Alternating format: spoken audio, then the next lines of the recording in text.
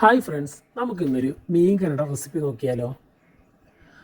അതിനുവേണ്ടി നമുക്ക് ആദ്യം ചട്ടി ചൂടാക്കാൻ വെക്കാം. ചട്ടി ചൂടായതിന് ശേഷം നമുക്കതിലേക്ക് കുറച്ച് വെളിച്ചെണ്ണ ഒഴിച്ചു കൊടുക്കാം. ശേഷം നമുക്ക് കുറച്ച് വെളുത്തുള്ളി, ഇഞ്ചി, പച്ചമുളക് ഇവ മൂന്നും കൂടെ ചേർത്ത് ഒന്ന് നന്നായിട്ട് വഴറ്റി കൊടുക്കാം. വഴറ്റിയതിന് ശേഷം നമുക്കതിലേക്ക് കുറച്ച് ഉള്ളി കൂടി ചേർത്ത് കൊടുക്കാം.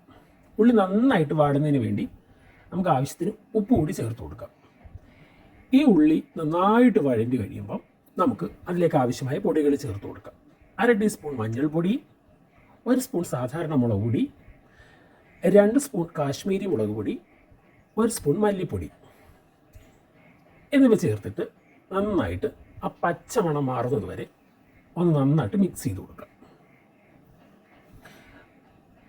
പൊടി കരിയാതെ നല്ല ഭംഗിയായിട്ട് അത് വഴറ്റിയെടുത്തതിന് ശേഷം നമുക്കതിലേക്ക് കുറച്ച് കറിവേപ്പില, പിന്നെ നമ്മൾ കുതിർത്ത് വെച്ചിരുന്ന കുടംപുളിയും അതിൻ്റെ വെള്ളവും കൂടി ചേർത്ത് കൊടുക്കാം.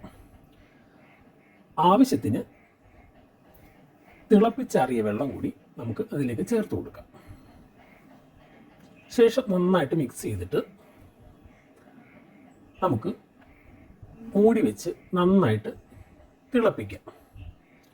തിളച്ച് വന്നതിന് ശേഷം നമുക്ക് കഴുകി കഷ്ണങ്ങളായി മുറിച്ച് വെച്ചിരിക്കുന്ന മീൻ കൂടി അതിലേക്ക് ചേർത്ത് കൊടുക്കാം.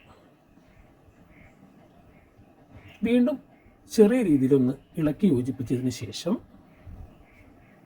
മൂടി വെച്ച് നമുക്ക് തിളപ്പിച്ചെടുക്കാം. അതിലേക്ക് നമുക്ക് കുറച്ച് കറിവേപ്പിലൂടെ ചേർക്കണം. അപ്പോൾ നന്നായിട്ട് മീനൊന്ന് തിളച്ച് കഴിയുമ്പോൾ നമ്മൾ ലോ ഫ്ലെയിമിലേക്ക് മാറ്റുക. ചാറ് നന്നായി കുറുകി വരുമ്പോഴത്തേക്ക് കുറച്ച് കറിവേപ്പില കൂടി അതിലേക്ക് ഇട്ടതിന് ശേഷം അടുത്തൊരു പാനിലേക്ക്, അതിന് മുമ്പായിട്ട് നമുക്ക് കുറച്ച് കുരുമുളക് പൊടി ചേർക്കണം കേട്ടോ. അപ്പം നമുക്ക് ഇതിനേക്ക് താളിക്കാൻ ആവശ്യമായ സാധനങ്ങൾ എടുക്കാം. പാനിലേക്ക് കുറച്ച് വെളിച്ചെണ്ണ ഒഴിക്കുക,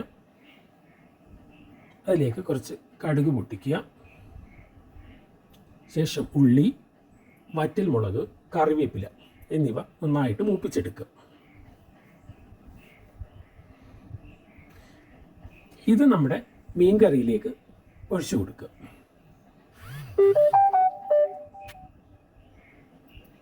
അടച്ചു വെക്കുക.